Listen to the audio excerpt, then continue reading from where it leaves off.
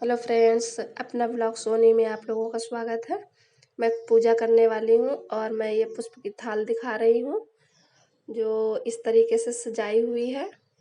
और मैं अब माला लिया, अब मैं शंकर जी को पहना दिया। अब मैं फल को अर्पण करूँगी। मैंने फल भी अर्पण कर दिए। अब मैं शिव जी के तिलक लगाऊंगी। आप भी इस विधि से अगर पूजा करेंगे तो आपकी सारी मनोकामनाएं पूर्ण होंगी। अगर इस कथा को आपने ध्यान से सुना भी तो भी आपकी सारी मनोकामनाएं पूर्ण होंगी। और अब मैं पुष्प को अर्पण करूंगी। मैंने पुष्प चढ़ा दिए हैं। जो इस कथा को पूरा सुनेगा उसकी सारी मनोकामनाएं पूर्ण होंगी और मेरी हो चुकी हैं, इसलिए मैं ये कर रही हूँ। अगले सोमवार तक का आपकी सारी मनोकामनाएं पूरी होंगी।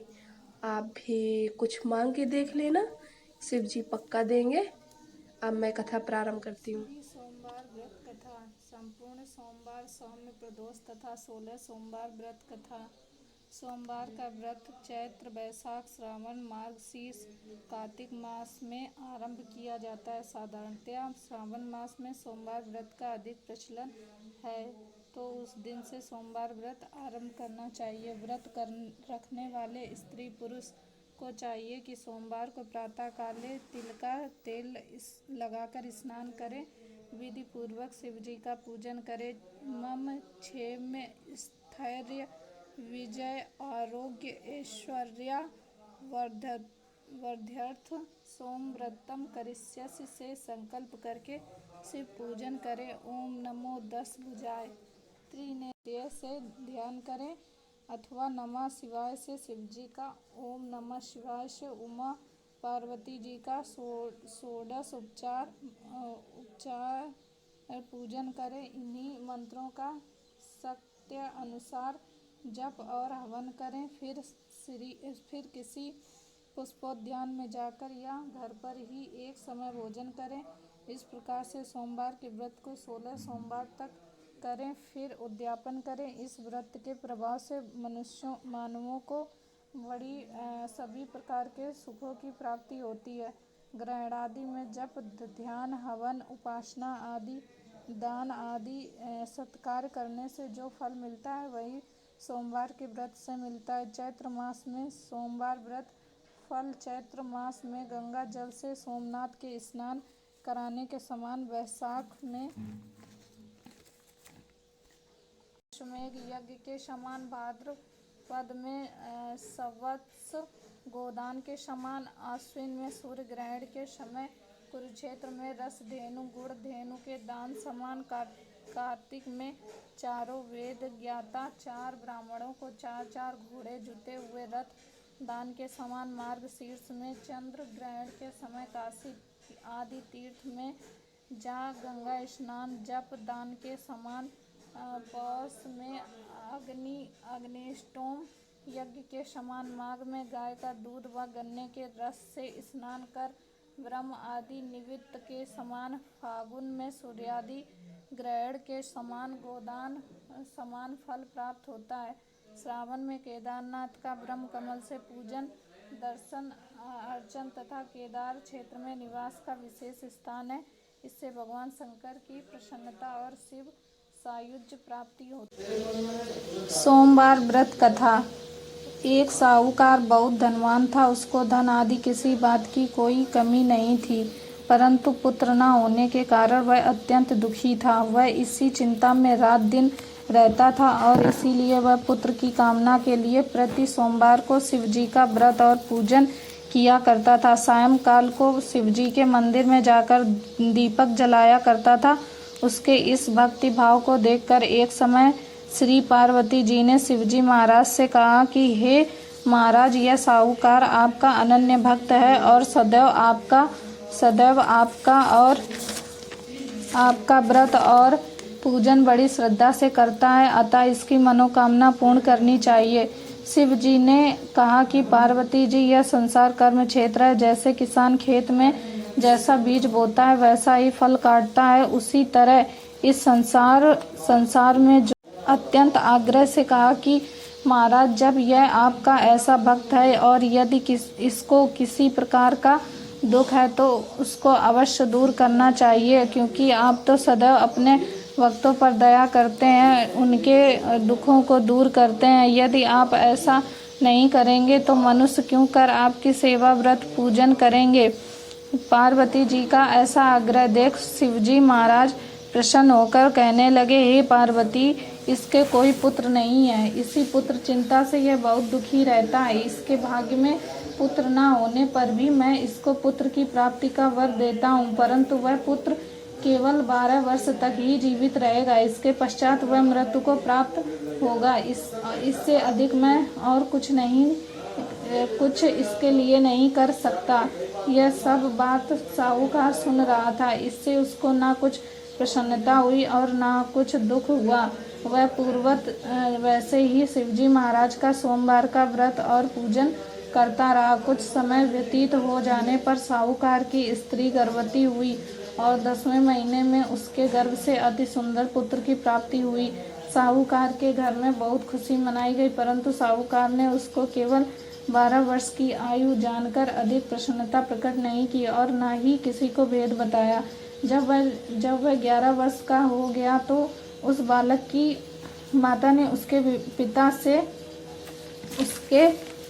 उसके विवाह आदि के लिए कहा, परंतु वह साहूकार कहने लगा, मैं अभी इसका विवाह नहीं करूंगा और काशी जी पढ़ने के लिए भेजूंगा। फिर उस साहूकार ने अपने साले अर्थात बालक के मामा को बुलाया, उसको बहुत सा धन देकर कहा, तुम इस बालक को काशी जी पढ़ने के लिए ले जाओ और रास्ते में जिस जगह भी जाओ वहाँ यज्ञ करते, दान देते तथा ब्राह्मणों को भोजन कराते जाओ। इस प्रकार वह दोनों मामा भांजे सब जगह यज्ञ करते और ब्राह्मणों को भोजन कराते जा रहे थे। रास्ते में उनको एक शहर पड़ा। उस शहर के राजा की कन्या का विवाह था और दूसरे राजा का लड़का जो विवाह के लिए बारात लेकर आया था वह एक आंख से काना था।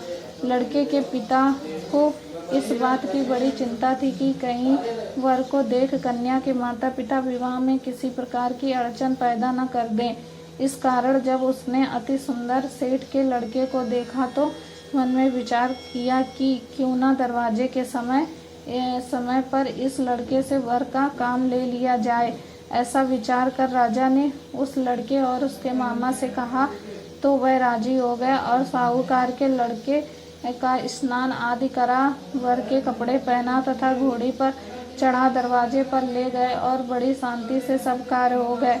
अब वर के पिता ने सोचा, यदि विवाह कार्य भी इसी लड़के से करा दिया जाए तो क्या बुराई है। ऐसा विचार करके उसके मामा से कहा, यदि आप फेरों और कन्यादान का काम भी करा दें तो आपकी बड़ी कृपा होगी और हम इसके बदले में आपको बहुत सा धन देंगे। उन्होंने स्वीकार कर लिया और विवाह कार्य बहुत अच्छी तरह से हो गया। परंतु जिस समय लड़का जाने लगा तो उसने राजकुमारी की चुंदड़ी के पल्ले पर लिख दिया कि तेरा विवाह तो मेरे साथ हुआ है, परंतु जिस राजकुमार के साथ तुमको भेजेंगे वह एक आंख से काना है और मैं तो काशी जी पढ़ने जा रहा हूँ। उस राजकुमारी ने जब अपनी चुंदड़ी पर ऐसा लिखा हुआ पाया तो उसने राजकुमार के साथ जाने से इनकार कर दिया और कहा कि यह मेरा पति नहीं है, मेरा विवाह इसके साथ नहीं हुआ, वह तो काशी जी पढ़ने गया है। कुमारी के माता पिता ने अपनी कन्या को विदा नहीं किया और बारात वापस चली गई। उधर सेठ का लड़का और उसका मामा काशी जी पहुंच गए। वहां जाकर उन्होंने यज्ञ करना और लड़के ने पढ़ना शुरू कर दिया। जब लड़के की आयु 12 वर्ष की हो गई तब एक दिन उन्होंने यज्ञ रच रखा था कि उस लड़के ने अपने मामा से कहा, मामा जी आज मेरी तबीयत कुछ ठीक नहीं है। मामा ने कहा कि अंदर जाकर सो जाओ। लड़का अंदर जाकर सो गया और थोड़ी देर में उसके प्राण निकल गए। जब उसके मामा ने आकर देखा कि वह तो मुर्दा पड़ा है तो उसको बड़ा दुख हुआ और उसने सोचा कि मैं अभी रोना पीटना मचा दूंगा तो यज्ञ का कार्य अधूरा रह जाएगा। अतः उसने जल्दी से यज्ञ का कार्य समाप्त कर ब्राह्मणों के घर जाने के पश्चात रोना पीटना आरंभ कर दिया। संयोगवश उस समय शिवजी महाराज और पार्वती जी उधर से जा रहे थे। जब उन्होंने जोर जोर से रोने पीटने की आवाज़ सुनी तो पार्वती जी शिवजी को आग्रह करके उसके पास ले गईं और सुंदर लड़के को मरा हुआ देखकर कहने लगी कि महाराज, यह तो उसी सेठ का लड़का है जो आपके वरदान से पैदा हुआ था। शिवजी ने कहा कि पार्वती जी, इसकी आयु इतनी ही थी सो भोग चुका। पार्वती जी ने कहा कि महाराज, कृपया करके इस बालक को और आयु दो, नहीं तो इसके माता पिता तड़प तड़प कर मर जाएंगे। पार्वती जी के इस प्रकार बार बार आग्रह करने पर शिवजी ने उसको वरदान दिया और शिवजी महाराज की कृपा से लड़का जीवित हो गया। शिव पार्वती कैलाश चले गए। तब वह लड़का और उसका मामा उसी प्रकार यज्ञ कराते हुए अपने घर की तरफ चल पड़े और रास्ते में उसी शहर में आए जहाँ पर उस लड़के का विवाह हुआ था। वहाँ पर आकर जब उन्होंने यज्ञ आरंभ कर दिया तो उस लड़के के ससुर ने उसको पहचान लिया और अपने महल में लाकर उसकी बड़ी खातिर की। साथ ही बहुत सारा धन और दासियों सहित बड़े आदर और सत्कार के साथ अपनी लड़की और जमाई को विदा किया। जब वह अपने शहर के निकट आए तो उसके मामा ने कहा कि पहले मैं तुम्हारे घर जाकर खबर कर आता हूँ। उस समय उसके माता पिता अपने घर की छत पर बैठे हुए थे और उन्होंने यह प्रण कर रखा था कि यदि हमारा पुत्र सकुशल घर आया तो राजी खुशी नीचे आ जाएंगे, नहीं तो छत से गिरकर अपने प्राण दे देंगे। इतने में उस लड़के के मामा ने आकर यह सारा समाचार दिया कि आपका पुत्र आ गया है, परंतु उनको विश्वास न आया। तब उसके मामा ने शपथ पूर्वक कहा कि आपका पुत्र अपनी स्त्री तथा बहुत सारा धन लेकर आया है। तो उस सेठ ने बड़े आनंद के साथ उनका स्वागत किया और वह बड़ी प्रसन्नता के साथ रहने लगे। इसी प्रकार जो कोई भी सोमवार का व्रत धारण करता है अथवा इस कथा को पढ़ता या सुनता है, उसके दुख दूर होकर उसकी समस्त मनोकामनाएं पूर्ण होती हैं। इससे लोक में नाना प्रकार के सुख भोग कर अंत में सदा शिव के लोक की प्राप्ति हुआ करती है। बोलो शंकर जी की जय। अगर ये कथा आपको अच्छी लगी हो तो प्लीज़ एक लाइक करना, शेयर करना और कमेंट करके बता देना कि मेरी पूजा आपको कैसी लगी। बोलिए शंकर जी की जय, बोलो शिव जी की जय।